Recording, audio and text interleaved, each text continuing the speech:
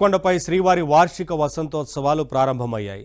ప్రతి ఏటా స్వామివారికి వేసవి తాపం నుంచి ఉపశమనం కలిగించేందుకు ఈ ఉత్సవాల్ని టీటీడీ నిర్వహిస్తోంది. ఈసారి కూడా నేటి నుంచి 3 రోజుల వరకు వైభవంగా శ్రీవారి వార్షిక వసంతోత్సవాలు జరపనుంది.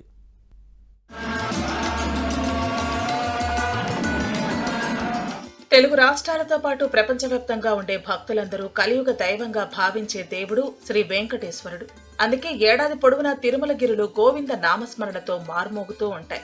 ఇక సాలకట్ల వసంతోత్సవాల వేళ అన్ని దారులు తిరుమల వైపే అనడంలో ఎలాంటి అతిశయోక్తి లేదు.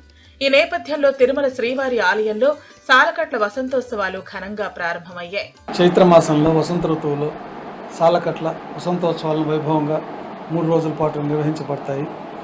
చైత్ర పౌర్ణమితో పూర్తయ్యే విధంగా ఈ వసంతోత్సవాలు జరపబడతాయి.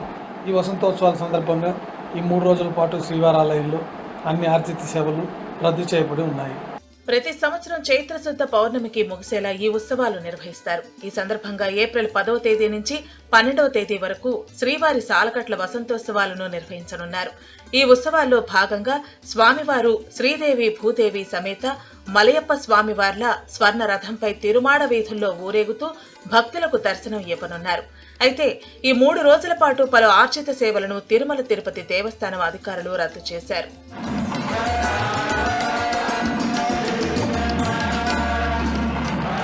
ప్రపంచంలో ఉండే మానవుల శ్రేయస్సు కోరుతూ శ్రీవారి దివ్యమైన అనుగ్రహం భక్తులందరికీ దక్కాలని కోరుతూ సాలకట్ల వసంతోత్సవాలను ప్రతి ఏడాది టీటీడీ ఘనంగా నిర్వహిస్తుంది.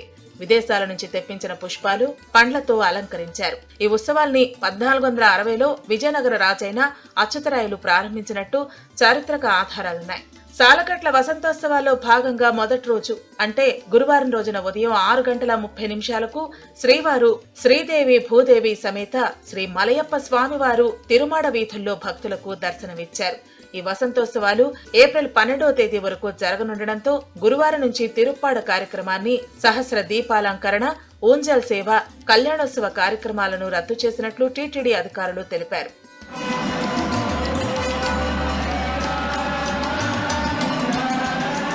శ్రీవారి సాలకట్ల వసంతోత్సవాల్లో భాగంగా 2వ రోజున ఏప్రిల్ 11న శుక్రవారం ఉదయం 8 గంటల నుంచి 10 గంటల వరకు భూసమేత మలయప్ప స్వామివారు స్వర్ణరథాన్ని అధిరోహించి తిరుమాడ వీధులలో ఊరేగుతూ భక్తులకు దర్శనమిస్తారు. అనంతరం వసంత మండపంలో అర్చకులు వసంతోత్సవాన్ని నిర్వహిస్తారు. 3వ రోజైన శనివారం రోజున శ్రీదేవి భూదేవి సమేత మలయప్ప స్వామి వారితో పాటు సీతారామ లక్ష్మణ ఆంజనేయ స్వామి ఉత్సవం, రుక్మిణీ సమేత శ్రీకృష్ణ స్వామి ఉత్సవమూర్తులు వసంతోత్సవ వేడుకల్లో పాల్గొని తిరిగి సాయంకాలానికి చేరుకుంటారు.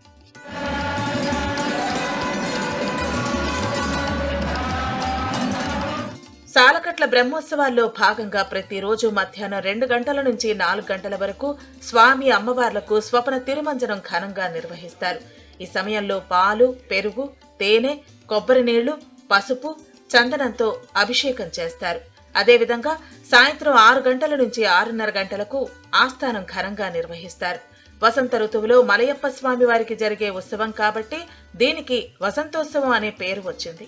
ఈ సమయంలో సుగంధ పుష్పాలను స్వామివారికి సమర్పించడంతో పాటు వివిధ ఫలాలను కూడా నివేదించడం ఈ వసంతోత్సవంలో ప్రధాన ప్రక్రియగా నిలుస్తోంది.